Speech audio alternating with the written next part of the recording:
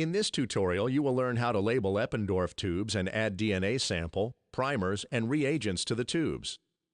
This is a required step in order to proceed with running the PCR or sequencer. First, place a tube in the rack and label it human. Next, choose human in the species selector. First, click H, then select human in the alphabetical list. Click the pipette icon to fill it with your chosen DNA sample. Notice that the pipette leans to the left. This indicates that the pipette is full. Position the pipette over the Eppendorf tube so that it is vertical. This indicates that the sample is ready to be dispensed into the tube.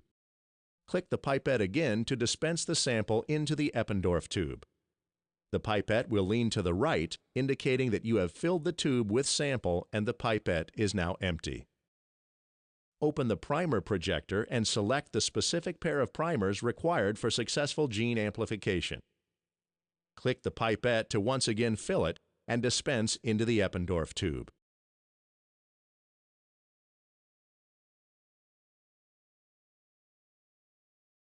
Lastly, we will add reagents to the Eppendorf tubes. For this example, we will add TAC and DNTPS tag.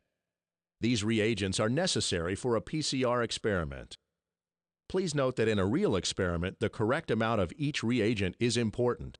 But in these simulations, the focus is on knowing what to add rather than how much. The DNA sample is now ready for amplification in the PCR machine. This concludes this tutorial on labeling Eppendorf tubes and adding DNA sample, primers, and reagents.